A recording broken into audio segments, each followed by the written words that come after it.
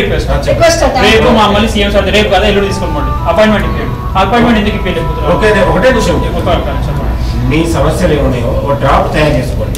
నువ్వు ఫైల్ తీసుకోండి కాదు, డ్రాఫ్ట్ తయారు చేసుకొని ఇచ్చి మీరు సెలక్షన్ వస్తే మనం ప్రయత్నం చేసి మీకు చేద్దాం బ్రదర్.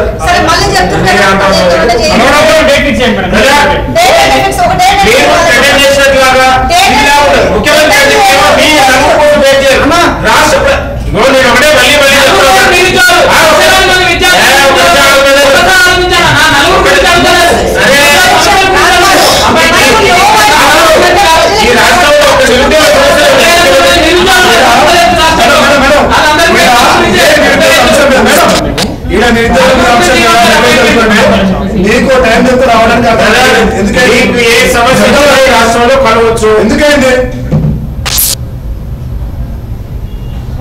ఎంత పర్సెంట్ ఉందో ఒకసారి 80% పైన డిఎస్సి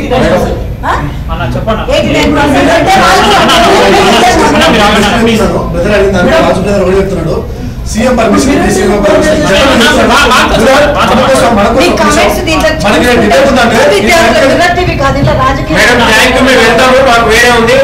నిరుద్యోగ ఆవేదన మీకు న్యాయబద్ధమైన డిమాండ్ ఇప్పుడు ప్రభుత్వాలు పరిష్కారం దిశగా ఉంటాయి. దయచేసి మీరు గుర్తుపెట్టుకోండి.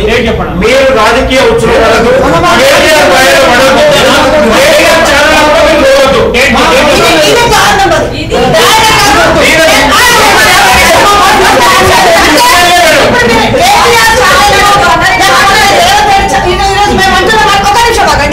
ఈ రోజు ఏ విద్యార్థులు ధర్నా చేసినా 4-5 సోషల్ మీడియా పార్టీతో సంబంధం లేదు.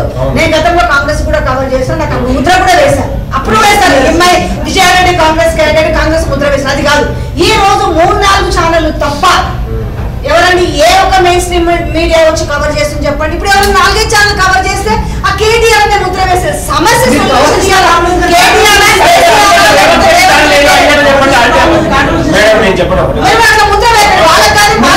మీరు రేవంత్ రెడ్డి గారిని తిట్టే దగ్గరనే మైక్ పెట్టకండి, కోడే వారి దగ్గర కూడా మైక్ పెట్టాలి.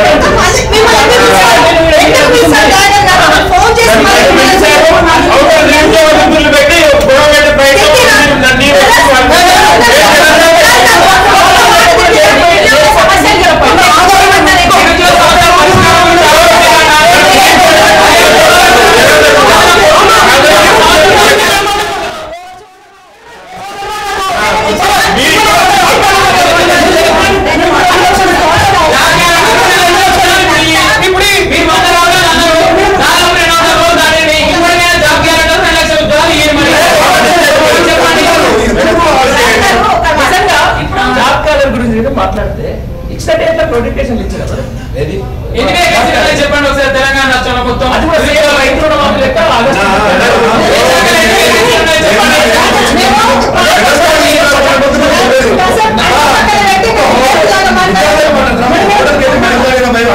మీరు చెప్పేసి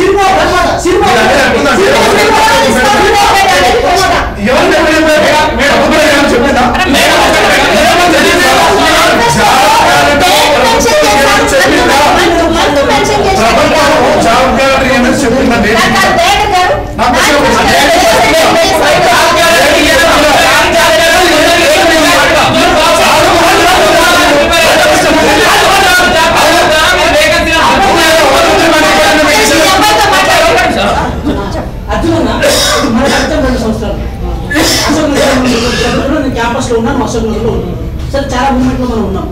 లాస్ట్ సారి గురుకులాల నోటిఫికేషన్ అడ్డొస్తుందని గ్రూప్ 2 పోస్ట్ పోన్ అయింది. సరే వేరే వేరే కారణాలు ఏదైనా కావచ్చు, వాటికి సైంటిఫిక్ గా లేవు. కానీ ఈసారి మళ్ళీ డిఎస్కి అడ్డొస్తుంది చెప్పి మళ్ళీ గ్రూప్ 2 పోస్ట్ పోన్ చేద్దాం అనుకున్నాం. గురుకులాల నోటిఫికేషన్ బట్టి అయితే ఎగ్జామ్స్ రాసిన వాళ్ళు ఈ రోజు ఇంకో 4-5 రోజులు అయితే వాళ్ళు జాబ్ చేయడానికి సిద్ధమవుతారు. అదే డిఎస్సి వాళ్ళు మళ్ళీ అంటే ఈ నోటిఫికేషన్ అయిపోగానే ఎగ్జామ్స్ అయిపోగానే మళ్ళీ వాళ్ళు జాబ్ జాయిన్ అవ్వడానికి సిద్ధంగా ఉన్నారు. గత సంవత్సరం వాయిదా ఉంది, ఈ సంవత్సరం వాయిదా అవుతుంది. మరి మీరు ఎప్పుడు ఎక్కుతారు? మరి డేట్లు ఎవరు ఇచ్చారు? ఏ డేట్లు? కాంగ్రెస్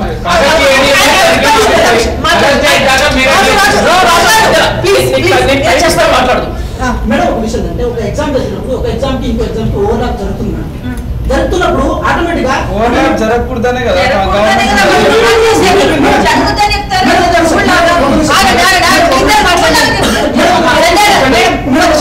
దాకా డిఎస్సి ఎగ్జామ్స్ రాసి ఆగస్ట్ 7 ఎగ్జామ్స్ రాయడానికి మాకు కొంచెం టైం కావాలనగా అడిగేది.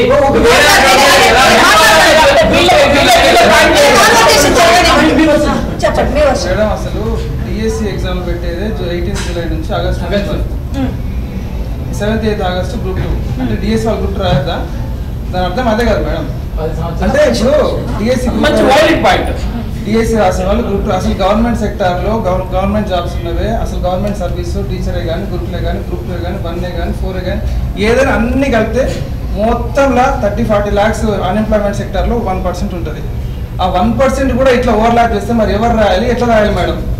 ఇది ఒక పాయింట్. ఇంకొకటి ఏంటంటే మొదటిసారి పాస్ అయిన వాళ్ళు సెకండ్ టైం మంచి మార్కులు వచ్చిన వాళ్ళు మూడోసారి ఫెయిల్ అయితే వాళ్ళ పరిస్థితి ఏంటి? 1:1 తీస్తే అందరికి సమాన్యాయం వస్తుంది. అందరు mains they are asking opportunity to write mains. Mains రాయడానికి అవకాశం వచ్చింది. అవకాశం గురించి మాట్లాడు. ఇన్కేస్ లీగల్ కాంప్లికేషన్ అయితే మొత్తానికి మోసం వస్తుంది కదా. మరి పోయినసారి విక్రమార్క గారు తెలీదా? ఎప్పుడు అది నోటిఫికేషన్ వచ్చిన కంటే ముందే కదా అసెంబ్లీలో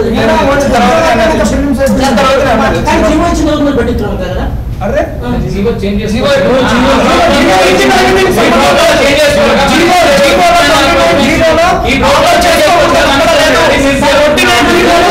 గత ప్రభుత్వం ఏదైతే మిస్టేక్ చేసిందో అవే చేయమని చెప్తున్నారు. మేము అది చెప్పట్లేదు.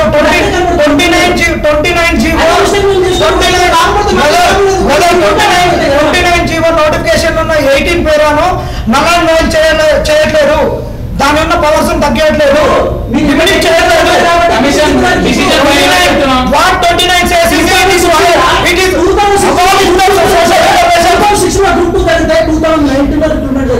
ఎవరిలో పెట్టాలి ఏం చేశారంటే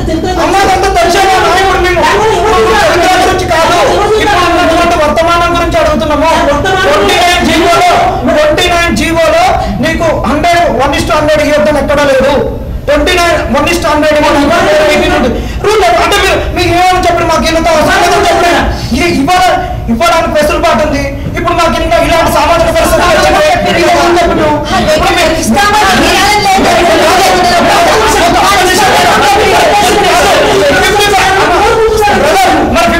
ఇవ్వాలని ఉందా? 55 జీవోలు ఇవ్వాలని ఉందా? 55 జీవోలు కూడా ఇవ్వాలని లేదు కదా. మరి 55 జీవోలు ఇవ్వాలని లేదు. 55 జీవో వల్ల 55 జీవో ఎస్సీ ఎస్టీలకు అవకాశం వస్తుంది.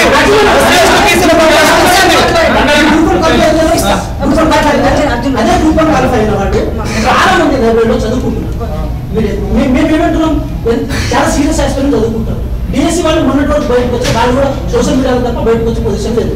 అంటే మనం వాళ్ళు ఆల్రెడీ ప్రిపేర్ అయి ఉన్నారు. ఏంటి ఎట్లా చేసినా కూడా నేను పోస్ట్ పోన్ కావాలి మనం చదివేసి నేను ఎట్లా జాబ్ కొట్టాలని వాళ్ళు సిద్ధంగా ఉన్నారు. సో మనం పెట్టే డిస్కషన్ వాళ్ళకి వాల్యూగా ఉండాలా లేకపోతే వాళ్ళు ఇంకా రెచ్చగొట్టేటట్టు ఉండాలి? మీరే చెప్పండి. మరి మేడం గవర్నమెంట్ ఫామ్ 7 నెలలు అయింది. ఇంత అన్రెస్ట్ ఇంత కేయాస్ అవుతుంది. ఉస్మాన్ యూనివర్సిటీ కానీ చిక్కడపల్లి కానీ ఇంత వాళ్ళు అడిగే డిమాండ్ జెన్యున్ డిమాండ్స్ కూడా గవర్నమెంట్ సాల్వ్ చేయకపోతే ఎట్లా మేడం? అంటే ఉద్యోగం ఏదంటే మనం కొట్లాడినట్టు చక్కదనం జనరల్ జరుగుతున్నాం. చేతిలో ప్లేట్ లేని రోజులు 10 ఏళ్ళు. ఇలా ప్లేట్ పెట్టి అన్నం పెడుతున్నాం. ప్లేట్ పెట్టి అన్నం పెట్టాక చికెన్ ముక్క కావాలని కూడా చేసినట్టుంది. మధ్యాహ్నం మన డిస్ప్లేన్ నా తాత మన వేరే నేను కూడా యాస్పిరెంట్ అని చెప్తున్నాను. 10 ఏళ్ళ నుంచి ఒక ప్రభుత్వ ఉద్యోగం వస్తే రాసి ఒక జాబ్ దొరుకుతుందని చెప్పేసి నేను చూసిన విద్యార్థి. ఇప్పుడు ఒక ఉద్యోగం నోటిఫికేషన్ ఉంది.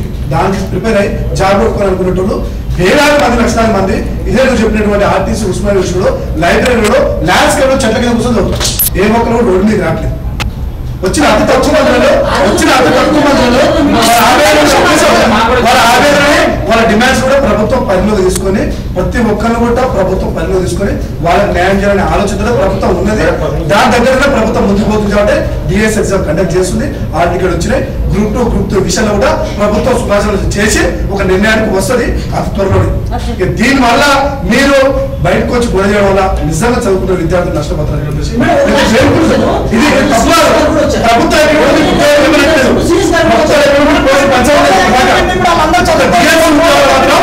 డిఎస్ మాత్రం ఎగ్జామ్ కండక్ట్ చేస్తాం రాసుకోండి అని చెప్పేసి ప్రభుత్వం చెప్పింది. రెండోది గ్రూప్ 2 గ్రూప్ 3 విషయంలో మాత్రం ప్రభుత్వం ఆలోచన చేసి మీకు ఒక నిర్ణయం ఇస్తారని 20 రోజుల ఎగ్జామ్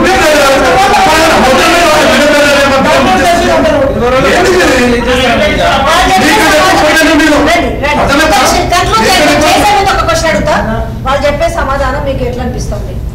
తప్పించుకున్నట్టుగా అనిపిస్తుంది. తప్పించుకోలేదు అక్కడ. సమస్య నుంచి తప్పించుకున్నారు. సమస్యలు ఇంటికి ఇచ్చిన బాధ్యత నిరుద్యోగులు మా మీద రాళ్ళు వేసినా మేము భరించడానికి సిద్ధంగా ఉన్నాం.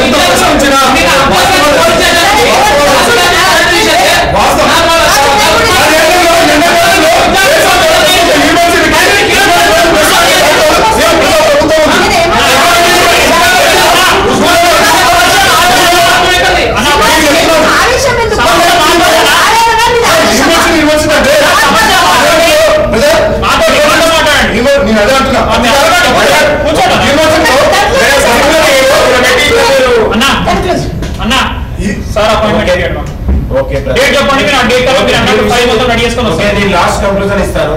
చెప్పండి. నేను లాస్ట్ మేడం మళ్ళీ అందరూ తీసుకోండి లాస్ట్ కంక్లూజన్. మీరు ఒక్కరే కాదు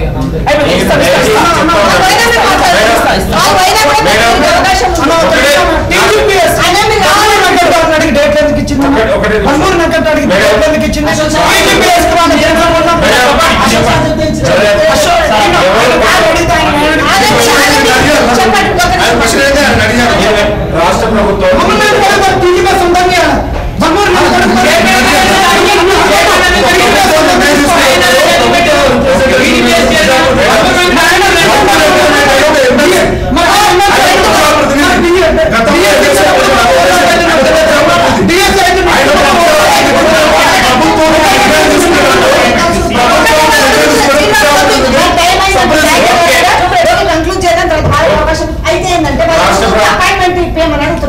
ముఖ్యమంత్రి గారు ఉద్యోగాల ప్రకటన భర్తీ చేయబోతున్నారు.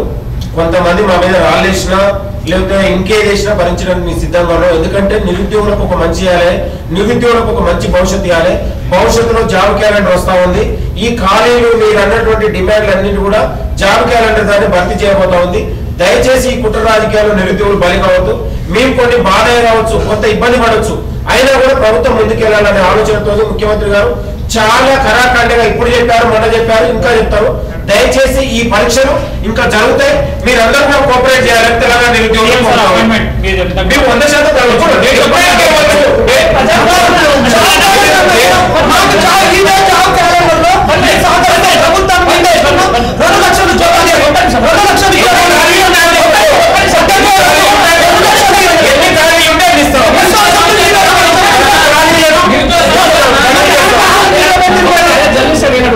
ప్రజాపాలనలో మన నిరుద్యోగులు వచ్చి సీఎం అపాయింట్మెంట్ ఇవ్వని మీ లాంటి ఒకటే నేను చెప్తాను. ఇది ప్రజా పరిపాలన.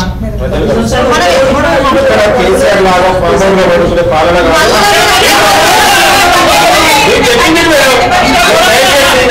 ఇక్కడ ముఖ్యమంత్రి గారిని ఎవరైనా కావచ్చు, రోజు మేము చెప్తాను